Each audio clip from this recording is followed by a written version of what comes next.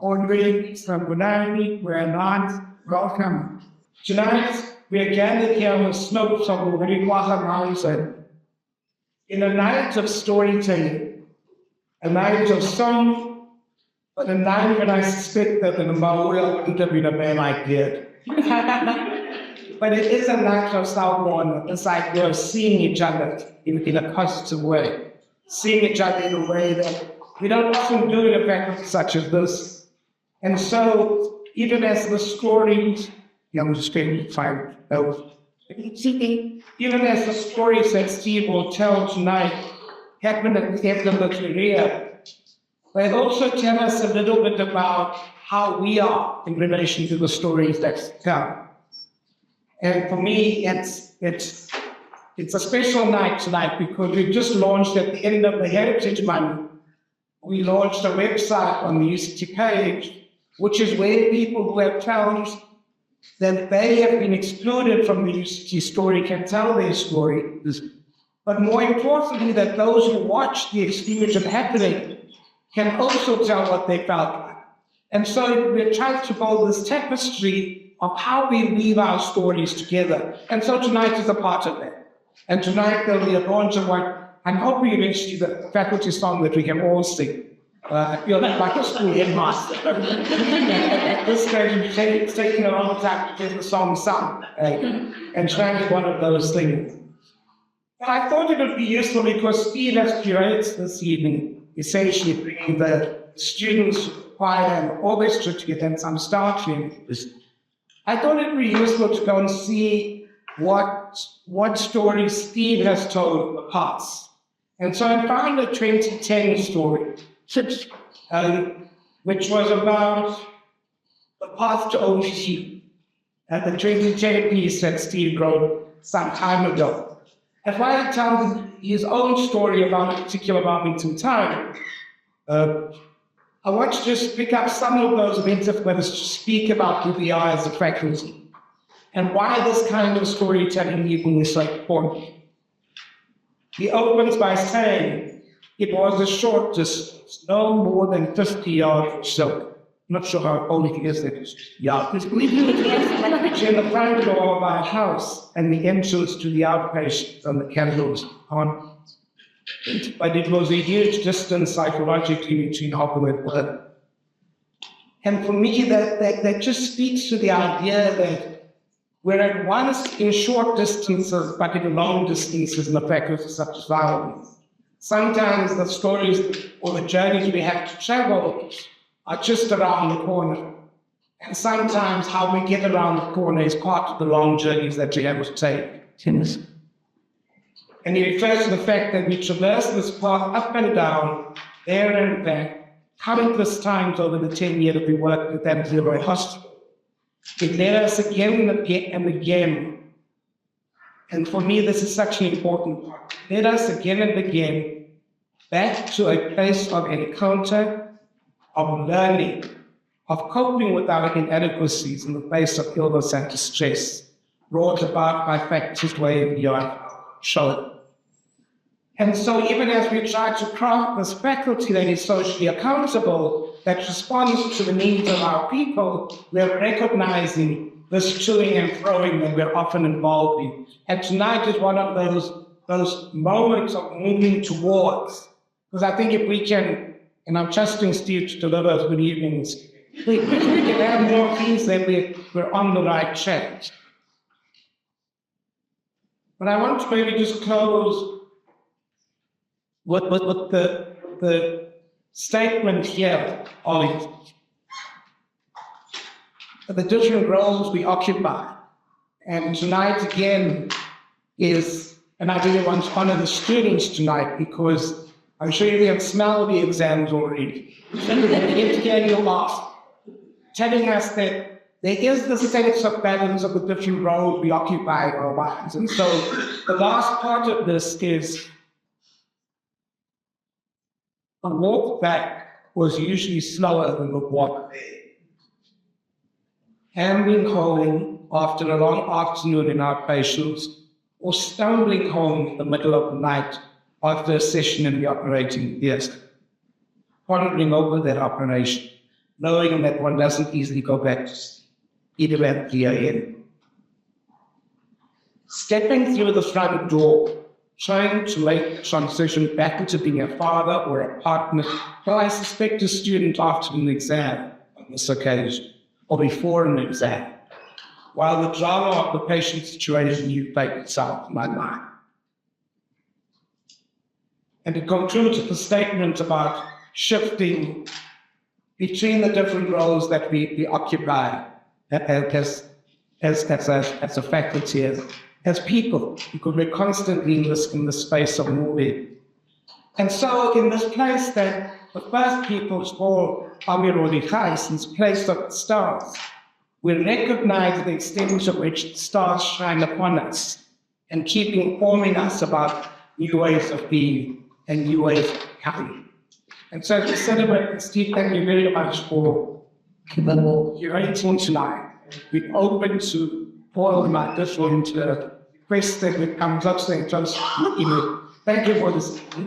And thanks for your contribution. And ultimately, because in so many ways we've been able to lean on you for a series of wisdoms in the crafting of both the sequence of the year comes. Welcome to all of you. I hope that you have a good evening this evening, and I'll give you a little while afterwards just to enjoy some of the conversation that I'm sure will flow from us. I have to organize.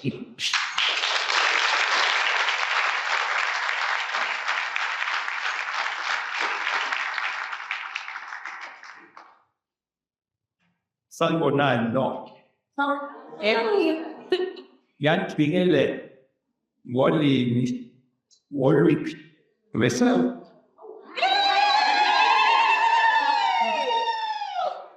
I go on now, or what night. Yan Uganda, not the button. You might be. Say thank you. I really thank. Welcome, both online and far away.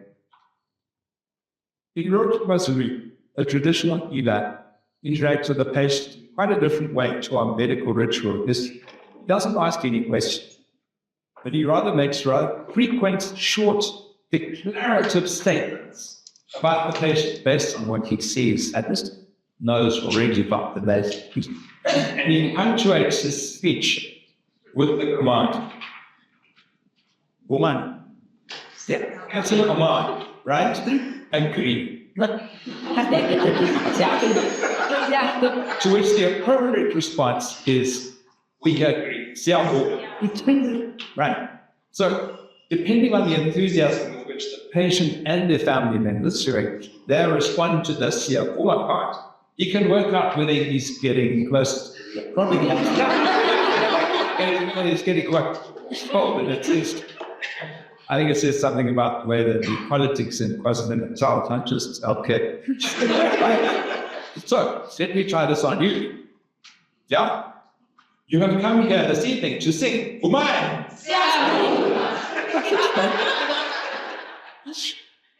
Would pay attention. Umay. You're not curious about the sing songs. I also want to hear the stories. But it's all imagination. You translate the ideas into your own situation. What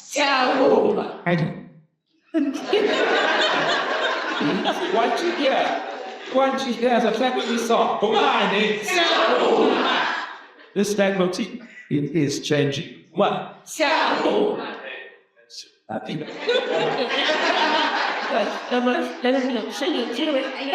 So that the call and response is a ritual.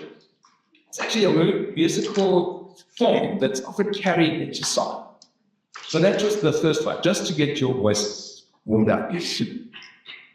So tonight I'll try and make sense of my experiences and share my reflections on a career with you in response to a question. And I hope that it will stimulate you to reflect on your life by contrast. David White, wrote this. He said, perhaps the greatest legacy we can leave from our work is not to instill ambition in others, but the passing on of a sense of sheer privilege of having found a road, a way to follow, and then having been allowed to walk it, often with others, with all its difficulties our mind have triumphs. And the underlying primary gift of having been both a witness to and full participant in the conversation. My question is this: what does it mean to be a witness and a full participant in the conversation of a career? Now, let me state my intention up front. It's to sing our common purpose together. I'm very aware of my privilege in education, in income, in opportunity, in the context of the enormous inequity in this country. But this is surpassed in my life by the privilege of creating this event, of collectively having the opportunity to sing our common purpose together. That's happen. This other deanery expressed our certainly massive transformative goals to ignite agency for a just and inclusive society both held it. And tonight we will sing it. The place of the stars. If I'm pronounced here, which is why the English people use to call this a song of celebration, the opportunity that we've been given to co-create new knowledge and play our part in shaping young people's lives in this fascinating country. Making sense of my experiences requires me to take the long beyond like a nostalgic reminiscence to reflect back on the past 46 years actually and how I got to this point. It means not describing what happened, but asking the question, why? Why did things happen the way that they did? Why did this specific series of events disrupt a certain process? Why was there such a sense of synchronicity with other things beyond just coincidence with certain life events? And why have I been blessed so much with health and privilege and opportunities and relationships? Did I choose, or was I called into a process? And how does it all tie up, or does it not? If you are given a particular opportunity, like education or training, or a management or leadership position, or an event like this, what is it called? What's its purpose? And I might ask, so what? What does it mean? How does this reflective process, this sense-making, or deeper understanding change things for me or for you? How does a profound reflection lead to greater witnessing and fully participating in the conversation of your life? Let me start here. 1377. His just about yours to me. The world's analogy, with its fractious ways, are all composed of cracks and crooked meanders. No rest, yet he is hurried back, stays a thought, and he that goes unguided wonders. Her ways are, her path untrodden, uneven. So hard's the way from earth, so large the way come. Thank you to Francis Quarles, whoever he was. My colleague in medical humanities, Alan Leakey, says that as educators we need to increase the metaphor count, to give students a whole array of options to think with, not just what. And so I wondered about the most appropriate metaphor for a career. Was it elaborate? Or was it a journey from one place to another? For us, it was maybe a journey there and back. I began as a first-year student in 1978, the same year that the famous Declaration of Alma Ata defined primary health care for the first time. So it was an auspicious year. We then spent 25 years in KwaZulu-Natal, where we had grown up, and returned to Cape Town in 2010. But we didn't return to the same place that we left in 1984. As T.S. Eliot wrote, we shall not cease from exploration, and the end of all our exploring will be to arrive where we started and know the place for the first time. I could describe it as a circle, but I didn't come back to the beginning, E.T. Some of you may be familiar with Joseph Campbell's hero's journey of exploration, a journey into the unknown, transformation and return, which has some virtues with my story. Maybe it was more of a spiral in that it evolved organically, and each level of experience related to a form. Maybe it's something like a song with a beginning and a middle and an end. Returning home, as many songs do, like a song of life, maybe a career can be seen as a series of events that unfold in the moment. It must begin somewhere, and it must end somewhere. Each journey must begin, in other words, with a single step, be it short, be it long, be it forever. So this becomes a short poem. They must begin with a single step, short, be it forever. Gives us a little rhythm. Yeah. It must end with so much less. Short, be it forever.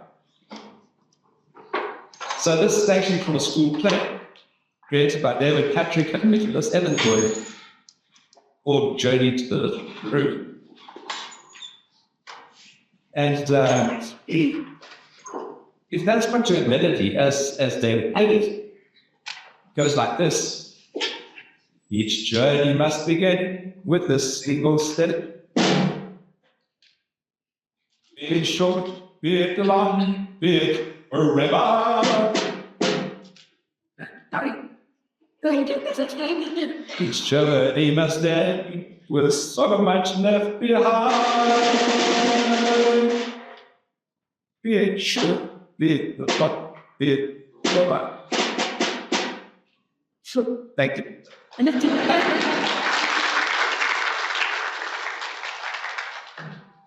think I agree that we are saying something qualitatively different. I've given many lectures, very, very hidden behind my slides and my knowledge. And we said, we open not only our voices, we open our hearts, and we become all vulnerable, all short. And anyway, that's that. We think. But this doesn't really make sense as a song without the harmony. And for that, I need this instrument over here. Okay, big one. That's the harmony too. It's very heavy. You have to find like way around this. I think there's a little bit of key on the left-hand side. Actually, one have to by the right one. There it is. It's a C minor.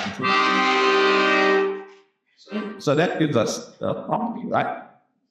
And you can try it if you want, but it goes like this. Each journey must begin with a single step.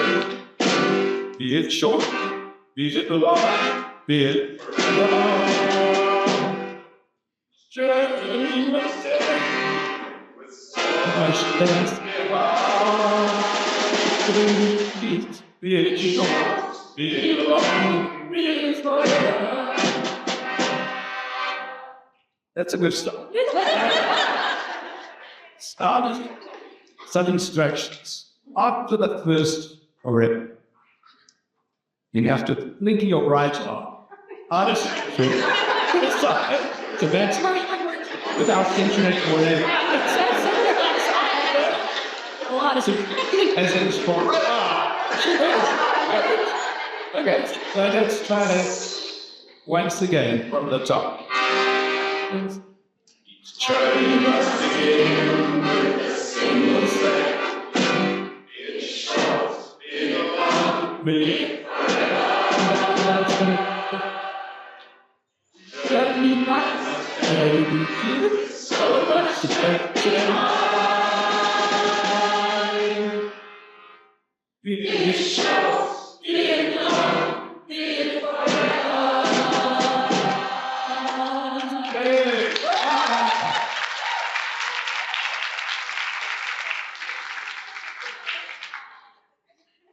So that's a good start.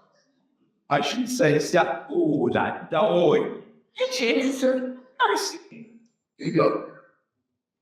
So, what it says of industry and it becomes more important for a sequence leads observation for experience. Right now, decisions. Our next is looking at interact elements, asking how they form patterns, how the patterns unfold. So, music makes sense of sound. What you just done to tell the idea of a journey into prose, and then into poetry. And poetry gives us rhythm.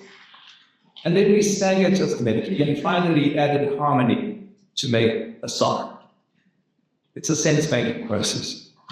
Now, stories also help us to appreciate the context of text. So let me tell you the first from the beginning. And some patterns may emerge when you.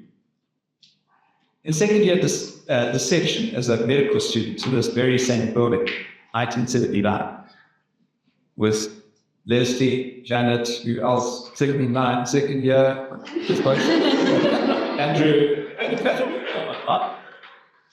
I had the privilege of being tutored in anatomy by a retired surgeon, a certain Mr. Dearest here, who inspired very humble, Afrikaans way, find opportunities to find out the wonders of the human body. One day, when I was the only one left to say, uncovering the amazing layers in our dog's hand. The book open, reading, nursing, looking, absorbed in the baby's tendons, nerves, vessels around the bandages. He came up quietly behind, looking up my shoulder, and after some time he says, "It's you." And I couldn't help but to agree. Although, until that moment, I'd never used that adjective to describe him. And that's me. I suppose it was my first experience of what we now call the medical humanities, bringing together the world of so-called hard science and anatomy or concepts like beauty, or wonder, or uncertainty, or any of the wonderful range of emotions that we experience because we are diverse human beings. And from that moment in the section room, I wanted to be a hand surgeon. I followed the path of graduation to do exactly that, starting by specializing in orthopedics. But I wanted to have a sense of awe, wonder, the stereotype in me, the realization of what it means to be alive and secure, to be a witness, really participating in the conversation of one's life. And I've often said that the lack of awe in our students, or I should say that in the manner in which the curriculum is presented, the rendering of the astounding intricacies of physiology and that yet incredible systems of the human body, the biochemistry, the immunology, the amazing depths to which we now understand complex processes at a microscopic and molecular level, just renders one speechless with what I can only describe as wonder. And yet our students labor through their anatomy and pathology, which becomes reduced to the memorization of facts for assessments. They become anxious about their exams, rather than anxious not to miss what extraordinary beauty lies in in-depth understanding of the human body inside. And this is where music and the arts gets up.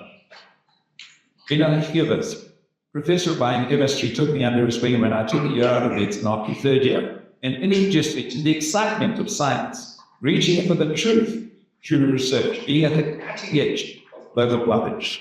And he's one of the reasons that I took up an academic career eventually. He encouraged us to wonder. He was a pianist too. I couldn't believe. So early on for me, the excitement of knowledge, the awareness of beauty, and the searching for truth were aspirations which drove me. here I want to acknowledge how the country on tower shoots the audience. Yay! An artist and a creativity. To whom I owe a debt of gratitude for encouraging me to create and curate this event. Some of the most creative people in this faculty are actually scientists and researchers. Val, Dannon, Heather, Linda Gale, Tracy, yes, Julie, Ed, Landon, Lucy, Salome. These bright stars have the literally wonderful capacity for imagination that we get, for thinking how things could be that have never happened before. And there are many more stars still emerging, sitting right there in front of us. True creativity is usually associated with the arts, but here at these levels, it's more often expressed in science. So how do we bring these two worlds, art and science, together? I make sense of interdisciplinarity in this way. Data is not the same as information. There's a process of organization, data cleaning, and collation required. But information is not the same as knowledge. It needs to be analyzed and synthesized to become knowledge. Then again, knowledge is not wisdom. It's time to deepen for wisdom to emerge.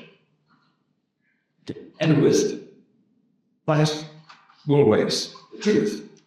However clever and wise we are as academics, we know that the truth is hard to find. I can keep going.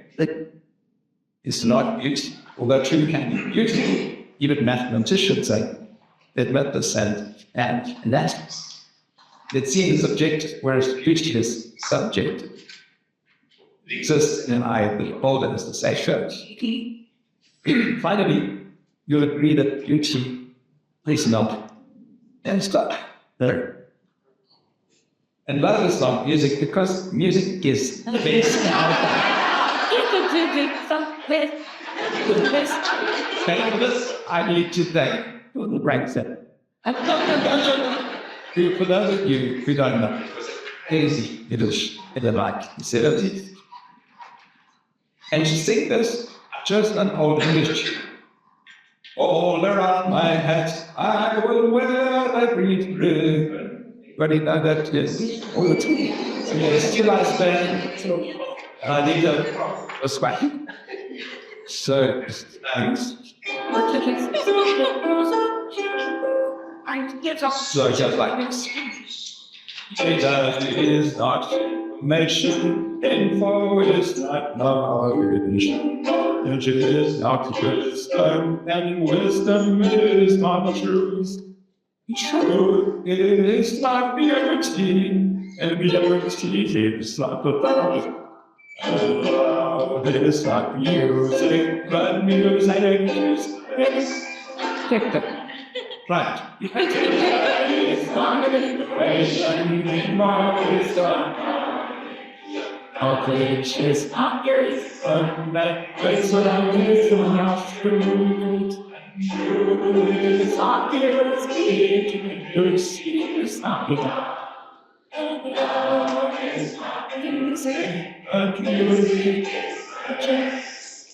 Well, that.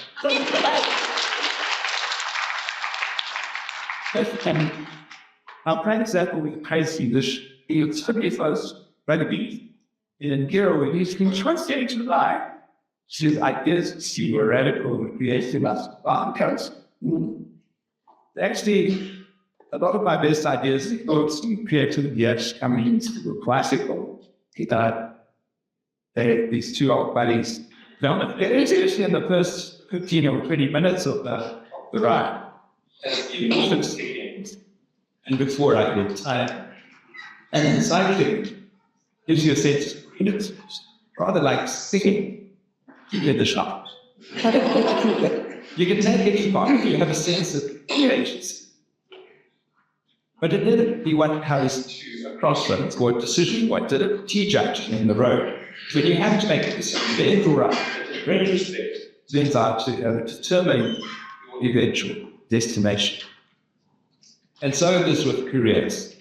And it's part of my job this evening to look at things in retrospect, to make sense of those paths and crooked meanders, the unexpected twists and turns. The big thing that struck me out of graduation was they were in the apartheid years of compulsory military service white labels for 2 years plus a year of caste. It was the first time I was challenged as late as stand to state my beliefs as a Christian and faith, and I felt informed this very clearly by God. And I want to focus on this idea of a portion, a vocation, which we're going to talk about next time. It relates to a sense of purpose. Finding out why you've been put on this earth and living that purpose on. Some psychologists call it the cycle of life. Once we free ourselves of the unconscious motives that drive us from the other things get wrong.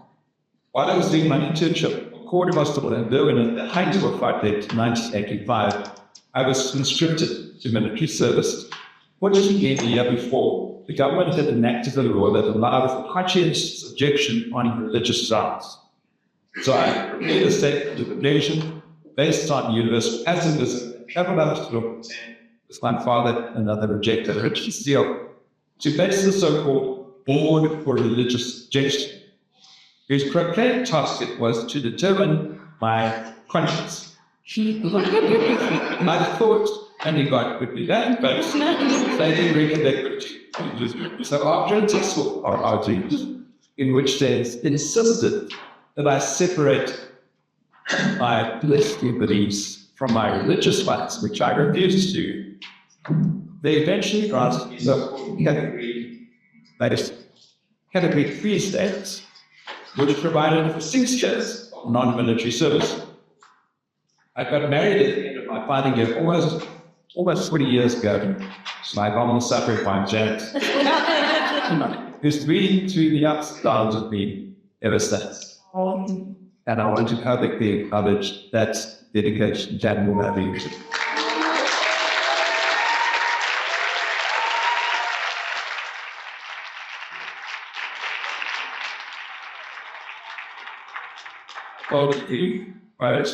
Right, yes. But since I qualified in advantage by the industry box, sitting on this optical, put it what is not the incredible. Some of this is about being take risks. You can face a major challenge with either naive optimism or take a calculated risk, and then there's the big unknown. We didn't know exactly what would happen. But the apartheid government desperately wanted to punish me for my unpatriotic behavior and make my life difficult for 6 years. I refused to play their game. As Steve Reid said, the most important weapon in the hands of the oppressed is the line of the oppressed. I sent letters back to the Department of Land Guards with no name. Thank you, Ben, for sending me to such a fulfilling position. And it really was. We found rural medicine and this entities here, this orbit, in a small team, right? District hospital 24/7, supporting outlying clinics, clinical nurse practice, training program, and host medical students from BITS and university and so on. And I think we made a difference. I even did some hand surgery as a generalist. After a few years in clinical practice, again felt therapeutic to teach, to be involved in education. And I did this in family medicine through Medunza at a distance. We stayed for 2 years at Chibamba, made our home and raised our family there, and I still don't understand why we didn't burn out. It was to us sustainable. After we left, we made this submission to the Truth and Reconciliation Commission. Yeah, that word truth again. The next song is about falling, about making one's own decisions and taking their consequences. not being held as pure plastic in one's own sense of purpose. Calling me for many, which translates as allow me to work my own path. And it applies as much to me on retiring as to all of you in instruct.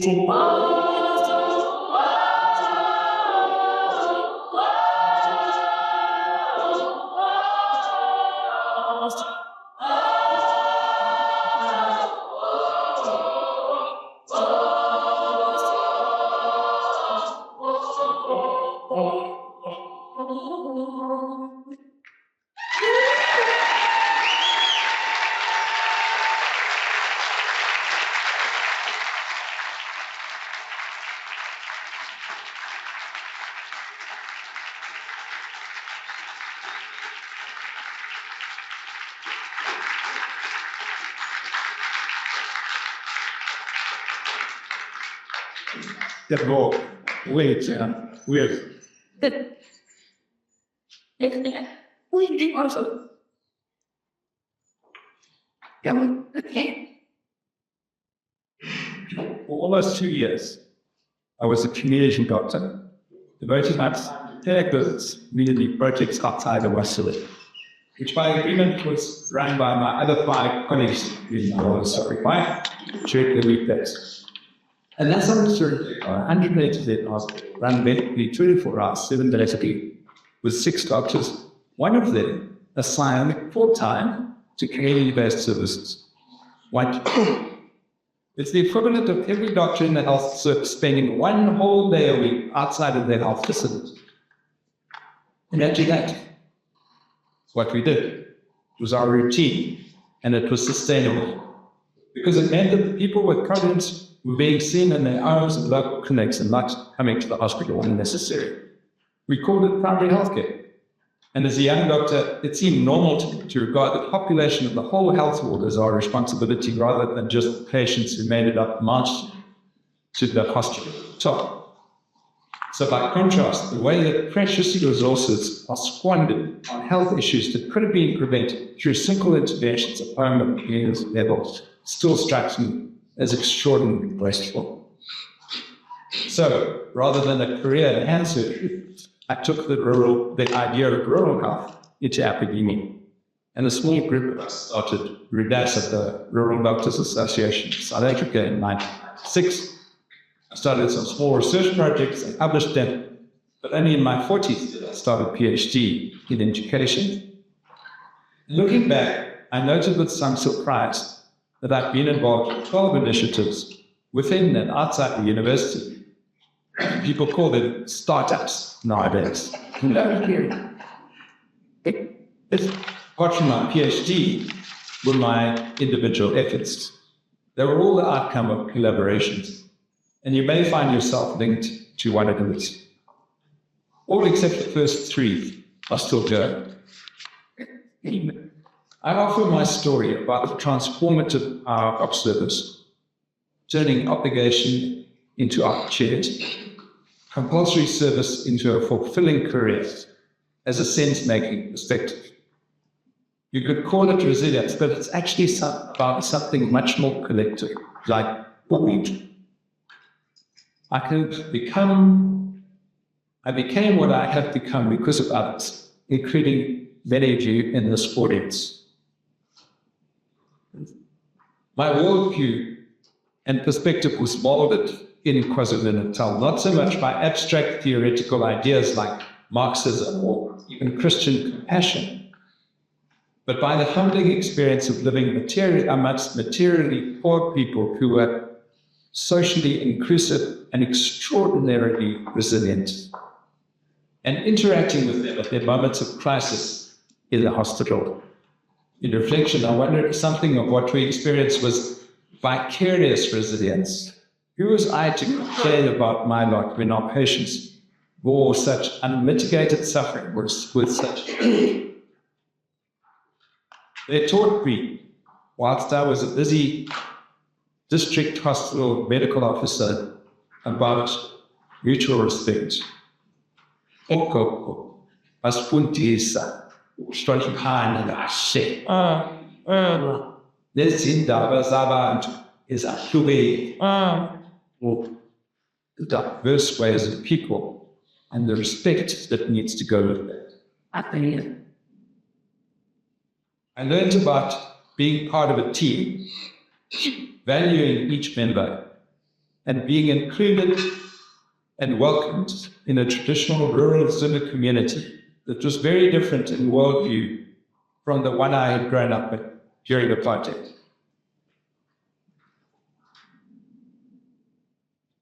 Now, the Matilda one, La Paia Bojini. A big people that it's just not. What does believe it's actually?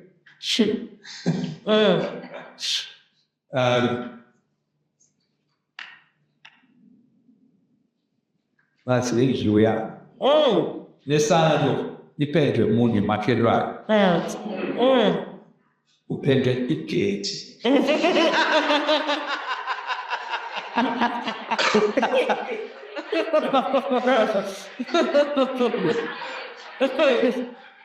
Yes, but wait. I want to love the cup which was on moon. I was just saying heptads are straight. Especially for those of us who come from away. But Cape Town, it's always been a stopover place of strangers, foreigners passing through. So we're actually in good company there. When we moved to Cape Town after 25 years, I realized the value of that immersion in an indigenous Ottawa society, deeply symbolic for the majority of people in this country. That's given me an invaluable understanding of inclusivity and what it means to be a South African, whoever you are. So in contrast to the lyrics of the previous song, which were actually quite individualistic, I want to illustrate this idea of inclusion through a very different form of music. Classical and music, precise, from the Romantic era about 130 years ago. And although it's from a completely different time and place, I love this genre of music because it's full of meaning and emotion, with an eloquence that cannot be reduced to words. But my aim is simple with this piece, a song without words, is to share some music with you that is more than the sum of its parts. The violin that I play was made in Paris in 1732, nearly 300 years ago, even before Francis Quarles was trying so hard to get together. It's certainly older than this music we're about to play. But whenever I played the violin in the orchestra or a chamber group, my own part doesn't make sense without the others. Violin doesn't sound so good. Only by joining and making a collective sound is the music actually created. The music is always the whole. And this is true in life generally. I have to play my part as well as I can, but at the same time, listen deliberately, actively, what's going on at a wider level, at a faculty or university or societal level, in order to hear the music, to understand what's actually happening. It's another sense-making metaphor that strongly resonates with me as a head of the department. So we're going to play Johannes Brahms' Serenade. And I'd like to call up my brother, Matthew, who's a professional clarinetist and in whose reflective glory I stand in the musical world. Together with my colleagues, Jessica, Joshua and Debbie from the Faculty Orchestra, and by invitation, just and we will start.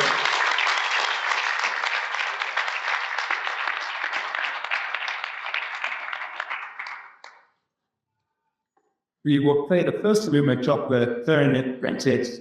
Here you go. We're going to play acoustically. So leave the mic. I hope that those of you who are online get. And I invite you to this. Close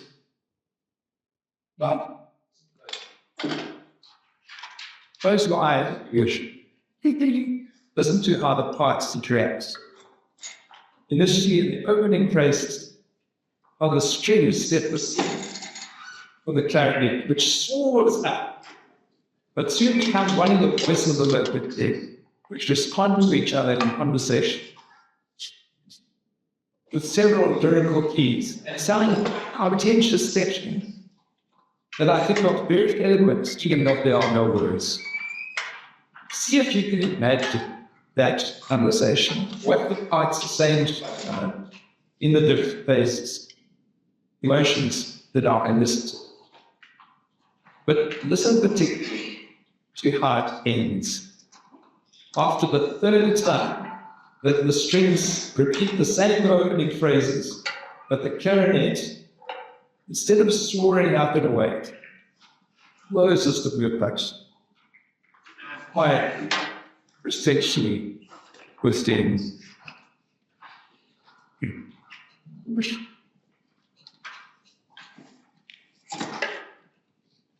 Second. That's the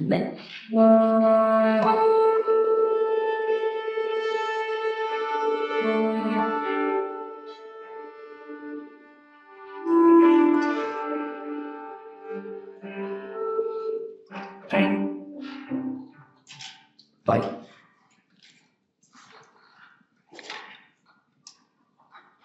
Good.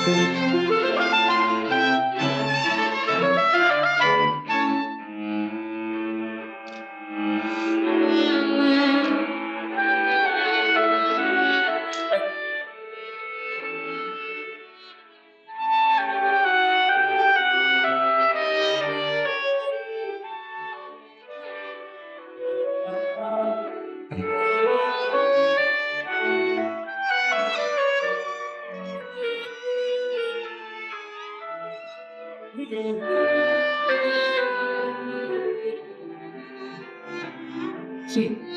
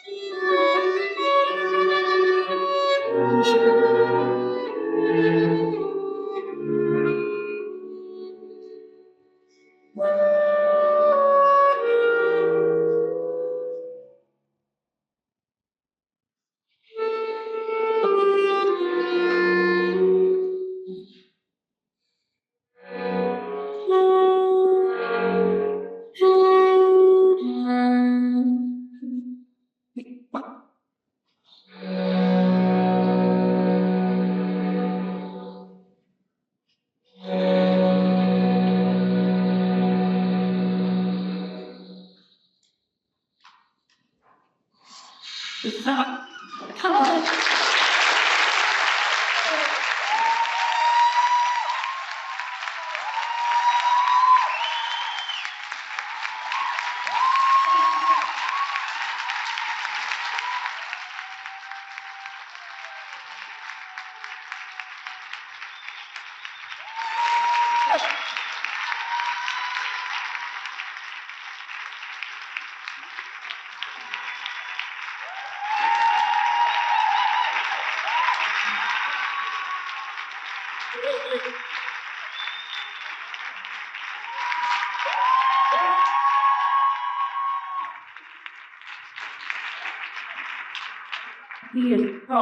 The answer is I was thinking. I expect.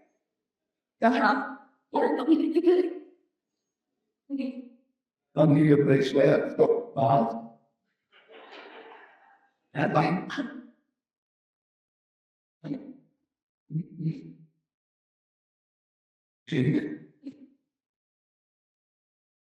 person I feels like I'm about to living example of past playing in school, artificial intelligence. There's any just what's this stage. We know which well. That's just and whether it is a labyrinth, simple or journey or style, just what I'm proposing is to focus on that ending, the way it's having this journey that is with so much depth and heart to eat about. In contrast to starting or growing something, it's about quick shift or handing over. It's about sustainability and allowing space for something new to happen. Extinction. Does any parallels?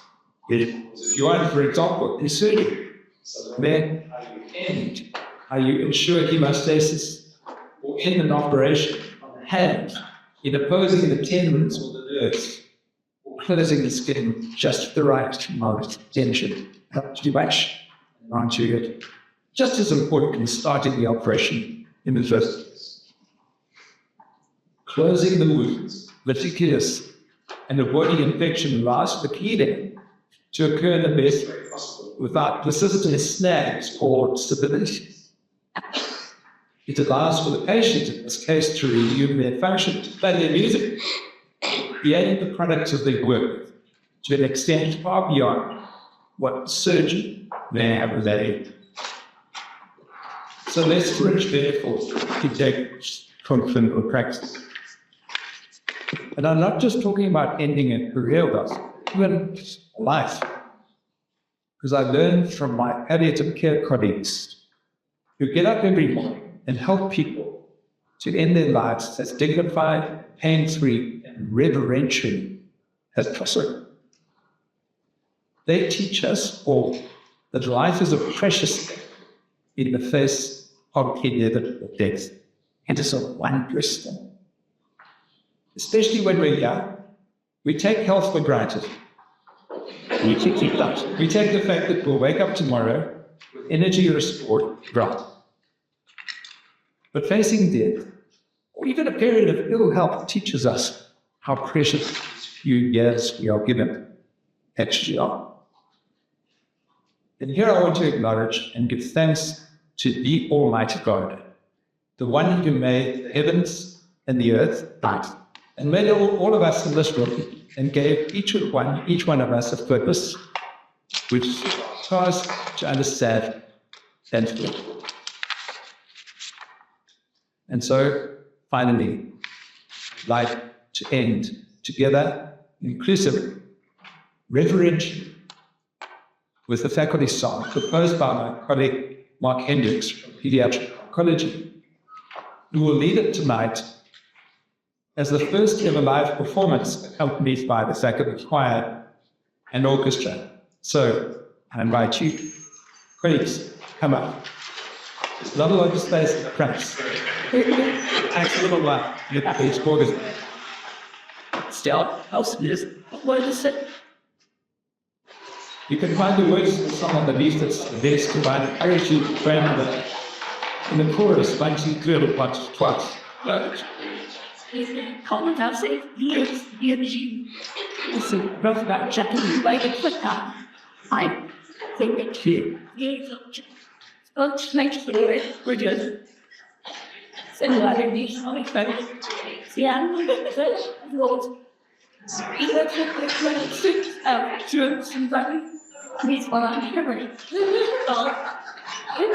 and just keep the bus. You just got a paper. The shop people fix the chamber. It's just staying at it. Shay, this is yours.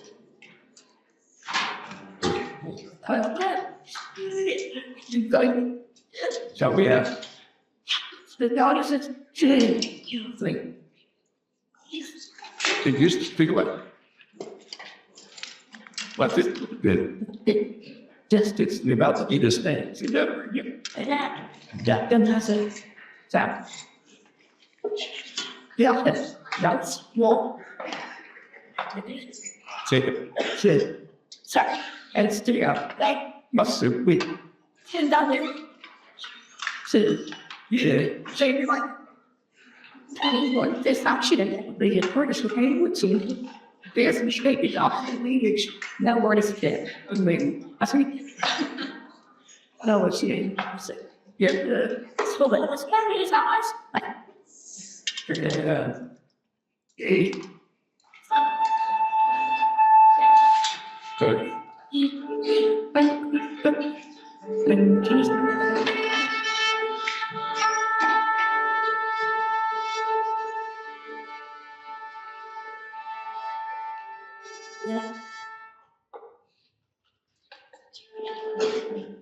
Which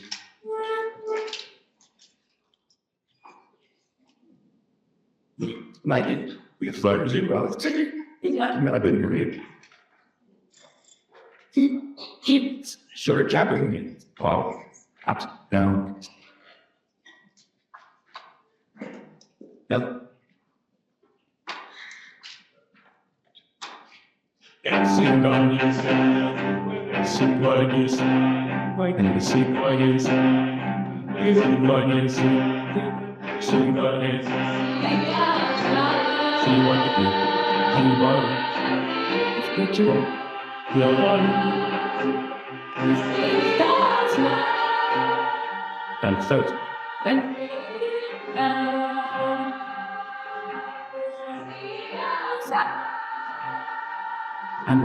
I'm the and task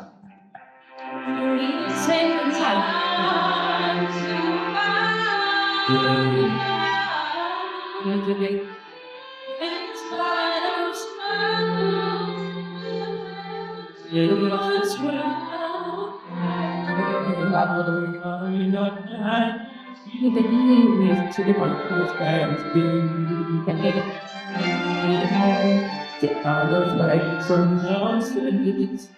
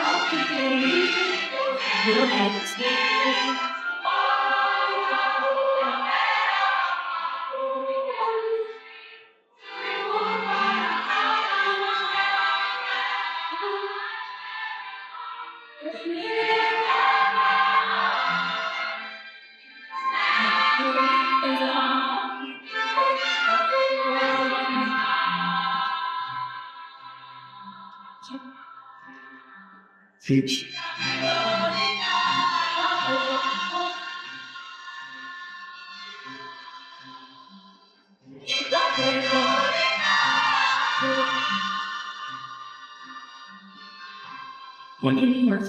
And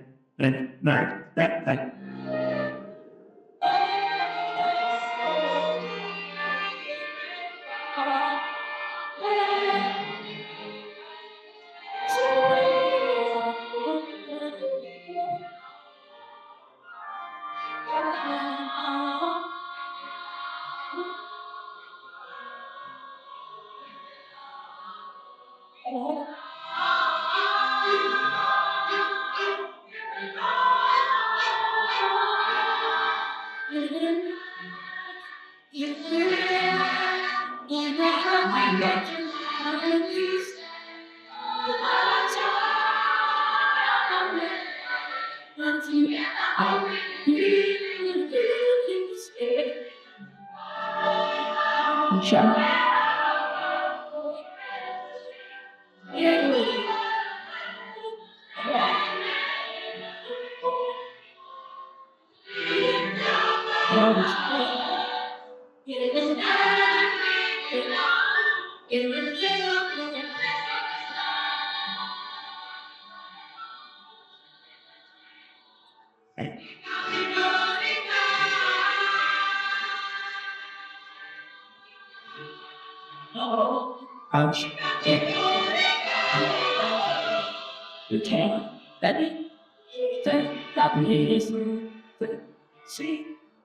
You're I'm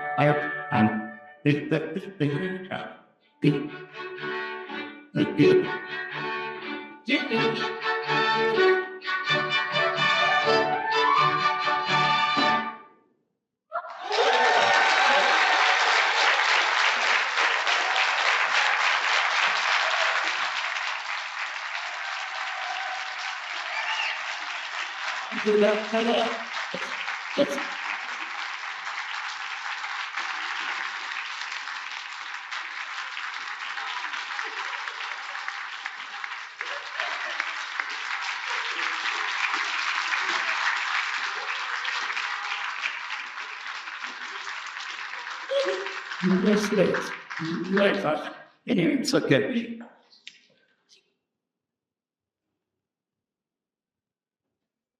Quality.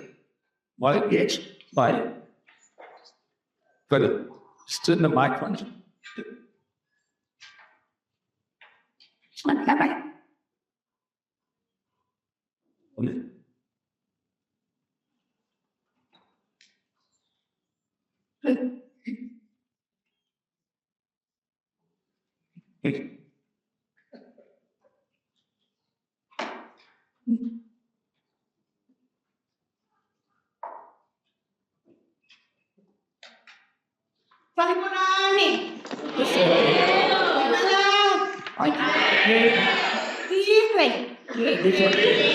What are the screen white? Where's that? What an amazing, unique, incredible evening. Good one. So I'm Tracy Naledi. I'm the Deputy Dean for Social Accountability and Health Systems. And Steve has asked me to give the vote of thanks, and he's given me very strict instructions on what I can and cannot do. And those that know me know that I don't follow instructions.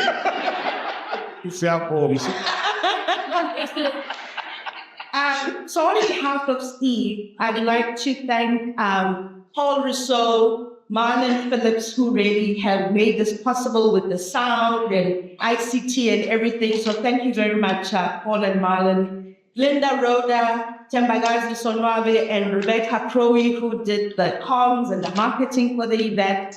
Tamani, Netibebe, and Cha Johnson, who are Steve's PAs. And now Steve, really just speaks so highly of these two women, and it says he can't live without them. So I'm sure they'll be very sad to see you go, and I'm sure you'll miss them a lot, Steve, because there'll be no PA for you where you're going.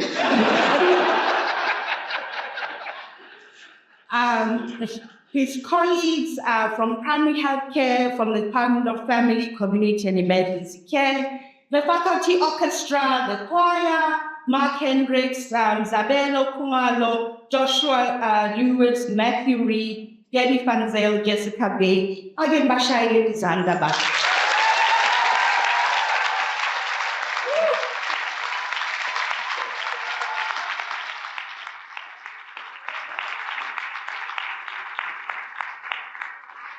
It's you, I'm sad. Come on, understand. I feel sorry for you. Don't understand. Look, don't. And Steve would like to thank the faculty, the dean, for providing this opportunity for him to get this really wonderful event. So as I said, Steve has been very anal about what I can and shouldn't do. And these were his instructions to me. Tracy, please keep this brief and avoid too much hagiographic. I didn't even know that. And he even gave me the meaning of the word. So it means excessively flattering of someone and representing the person as perfect or much better than they really are. And he continued. And he said to me, his intention is to sing our common purpose together. Typical of Steve, always wanting to bring us together as community and not really shining himself. So he doesn't want this to be about him, but I hope you'll agree with me that he deserves a little bit of spotlight, even within the market.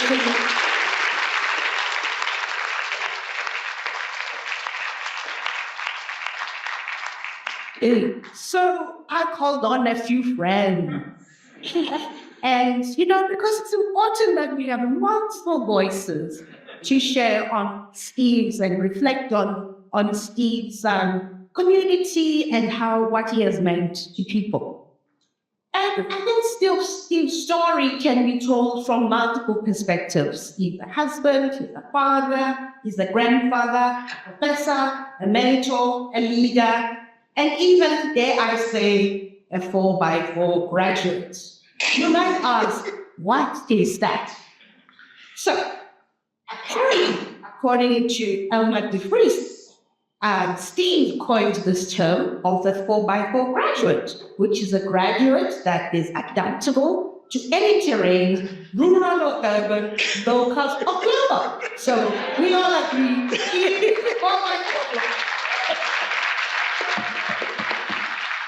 Yeah. On a lighter note, Amanda Saunders, who knows Steve from KZN, told us a little bit of some of the that. So it's hiring is the team. When Steve was with KZN, he had quite a bit of a stigma around the women students who were quiet. So it's important.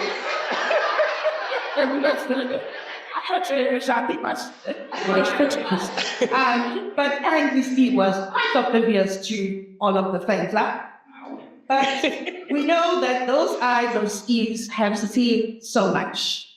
They have witnessed decades of transformation within healthcare. They have been brimming with new ideas and resilience. They've scanned sheet after sheet of music, as we have witnessed today. They envisioned better roads ahead and have faced every bump on his cycling journeys with unwavering spirit. So Taslim Ras and Darren Swart reflect on how approachable and humble Steve is. You'd never guess he's a leading scholar or a big professor of primary healthcare. He's unafraid to admit when he doesn't know something, showing humility, which is very rare in academia.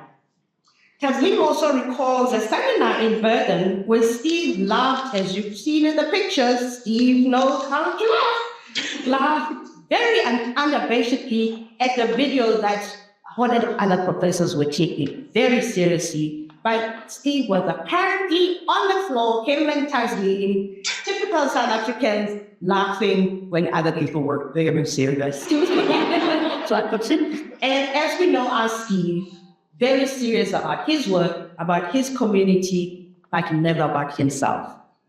Jeroen Swart, Clint Hendricks, Klaus Wilhelmsen, and Sue Cleary also had something to say. They have shared and appreciated your guidance in the building of the FACE project, how you've created cohesive, community-centered department.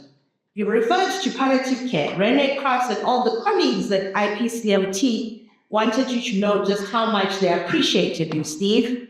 They say that your advocacy for palliative care, especially through COVID, was invaluable and an anchor of support during challenging times. So Steve's dedication to community-centered leadership extends beyond the university walls. You saw a list of projects that Steve has been a part of, and I was very privileged to be part of one of the two now projects that Steve has been a part of. The one that I want to reflect on is the one called IGANO, Atlantic Fellows for Health Equity in South Africa, where Steve is one of the co-founders. He envisaged a program that wouldn't just build individual leaders, but would build values-based leaders deeply connected to their communities. And Steve always emphasized that we need solutions that make real impact, and always wanted to know, can we show the impact? And he was all about supporting the fellows who were committed to health equity, resilience, and meaningful change. His influence at Tigano reflects his lifelong belief that true leadership grows out of humility, integrity, and understanding of unique needs of each community. Participants from the School of Education has reflected on Steve's commitments to social responsiveness and has reflected on Steve's support of the School Improvement Initiative that connects health and education to strengthen communities. In the project, the second project that I had the pleasure of working with Steve on, Healthy Future South Africa, Steve has shown how true partnerships grounded in resilience can create lasting change. His work in forming genuine partnerships across departments and faculties exemplifies his dedication to collaboration that reaches beyond the university, creating projects with tangible impact both within and outside of academic walls. James Elam, who has known Steve for 37 years, sums it up best. Steve has been a champion for rural healthcare, an inspiring teacher, a mentor, a community builder, and a friend who finds joy in life's moments, whether it's music, cycling, or simply laughing at life's odd moments. I can tell you that Steve will never say no to a good dessert. So to know how to get into your phone for supper, it's obviously a good dessert. Of course, we cannot celebrate Steve's efforts in community building today without honoring his family, who has walked this journey with him. To his wife, Janet, and family, thank you for sharing him with us and the communities he has served all these years. Your patience and encouragement have been the foundation that have allowed him to pursue his passions and make such a profound impact on his community. Steve's legacy is not just his own, but a reflection of the strength and support you have given him. And we are deeply grateful to you for that. And Janet, thank you so much for your long-suffering. Finally, one of Steve's PhD students, Kate Sherry, put it beautifully, and I quote from her: anyone who perseveres this long in trying to make things better without losing heart, soul, or mind is someone I want to learn from. Steve has taught me this: look for the rhythm, the right metaphor, the bike route, and any chance to make people sing. So Steve, my Steve Ovo, that's what I find with when I have. On behalf of all of us, thank you for your humility and guidance on building inclusive communities of care together. Siamo.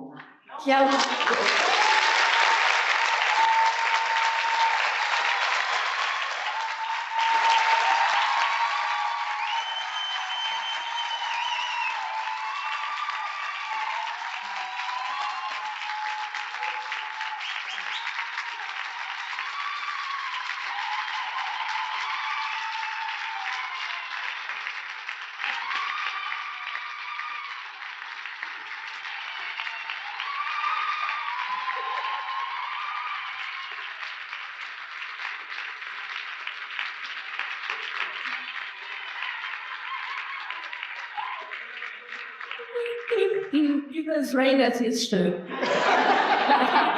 I told you, it's not about love.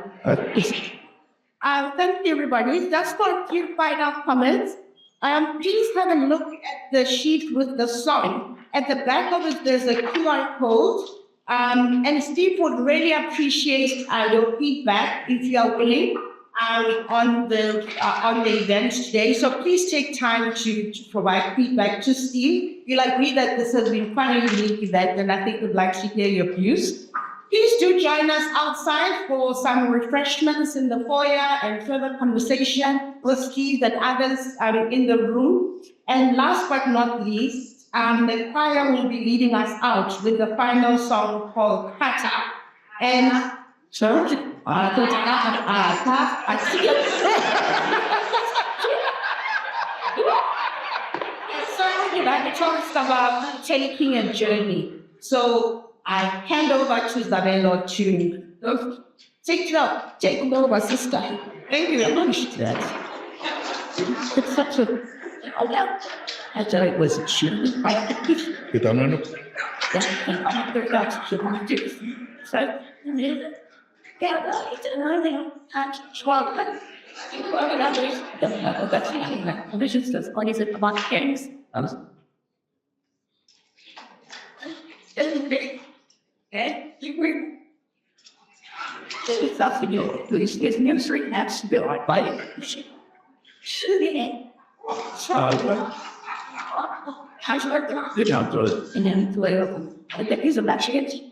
Worry, shit on it, about it, the icing, things they go over it. I was watching, I was doing something, I don't even know about it. It's not, listen. Yeah. Let's go for it. Sure. So, it's just like, shut us. Just you. Go back to therapy.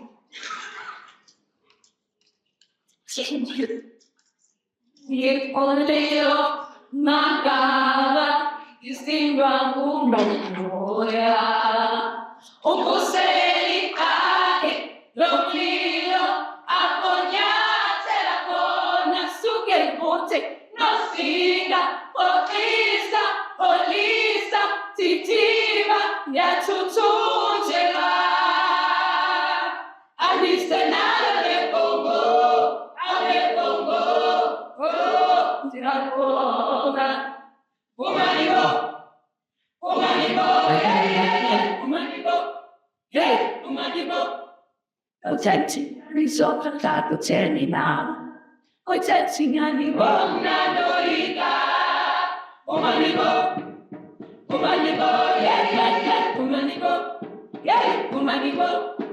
Protecting, I need so, push out, protect me now. Protecting, I need one,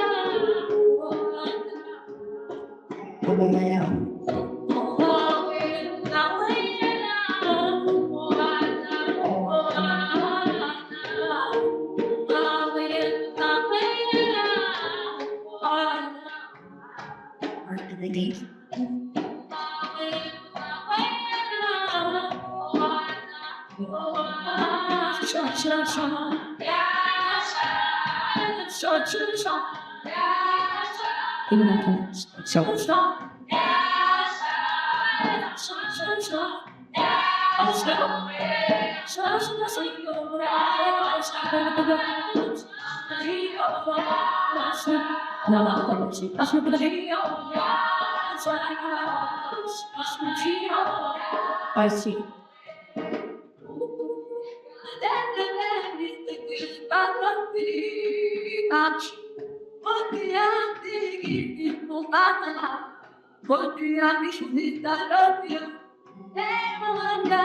Just attack it.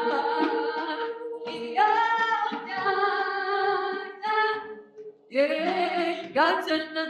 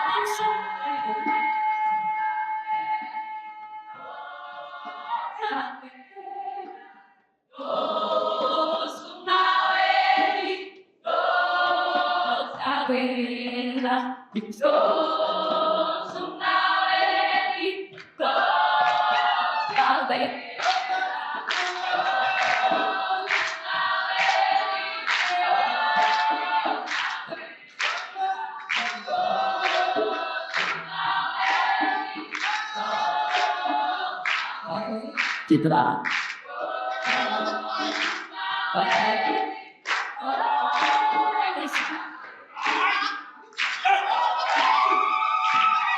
That's it.